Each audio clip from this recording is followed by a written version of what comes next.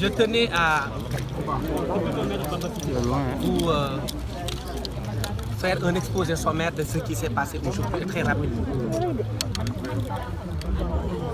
Nous avions eu l'information ce matin même, vers 6h30, que notre client, M. Ousmane Sonko, a été extrait de la section de recherche où il était gardé à vue pour être conduit au niveau du tribunal. Information prise, nous sommes venus au tribunal, nous avons cherché à la cave et nous ne l'avons pas vu. Nous sommes montés dans le bureau du doyen des juges qui nous a et qui nous a dit qu'il n'avait pas lui-même vu Ousmane Sonko. Nous avons averti le doyen de ce qu'il était responsable de sa sécurité dès lors que son mandat d'amener a été exécuté. Il nous a dit qu'il nous informera lorsque Ousmane Sonko sera là. Nous sommes redescendus et vers 11h, nous avons aperçu notre client monter avec les éléments de la gendarmerie pour se diriger au bureau du doyen des juges. Nous l'avons suivi. Une fois qu'on s'est présenté devant le bureau du doyen des juges, M. Ousmane Sonko est entré à 11h03 précisément. Nous avons demandé à ce qu'on nous laisse aussi accéder au bureau, conformément à nos droits, parce qu'effectivement, il appartient au doyen des juges de veiller à ce que Ousmane Sonko ne soit pas entendu hors la présence de ses avocats. Le gendarme nous a imposé un rapport de force.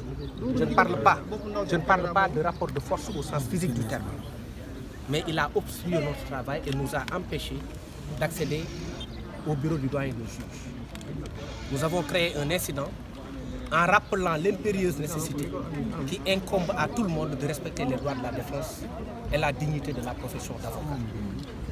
Comme si ce dossier était un dossier particulier où à toutes les étapes de la procédure, les droits d'un homme ont été violés et piétinés. Nous n'avions pas voulu accepter cet état de fait. Nous, plus que quiconque, sommes acteurs de la justice et avons droit d'accès à tous les coins et recoins de ce palais de justice. Le doyen des juges ne nous a pas reçus. Il a entendu Ousmane Sonko hors de notre présence. Et nous avons alerté le bâtonnier. Après avoir fait constater cela, le bâtonnier est intervenu illico presto. Il a demandé avec le secrétaire général de l'ordre à être reçu par le doyen des juges.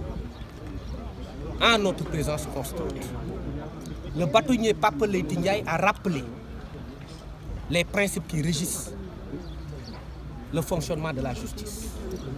Il a rappelé que l'avocat est au cœur du système judiciaire en tant qu'acteur de la justice. Il a rappelé qu'il était d'une impérieuse nécessité que les droits de l'avocat soient préservés et respectés. Et que le bâtonnier, lui, Maître Pape Leyti Ndiaye, ne transigera jamais sur ces questions liées aux droits de la défense. La discussion s'en est arrêtée là. Et c'est terminé.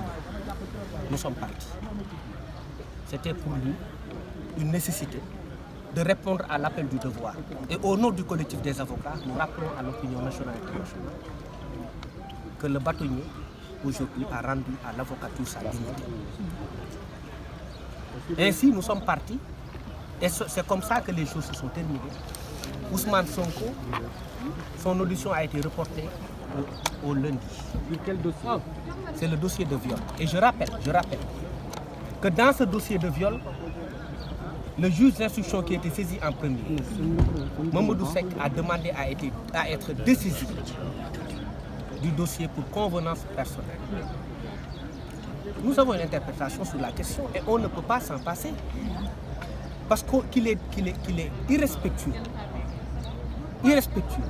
qu'un magistrat ait convoqué un homme qui prenne le chemin, qui emprunte le chemin pour venir lui répondre, et qu'un autre magistrat vienne dire qu'il fallait l'arrêter et l'amener pour autre cause.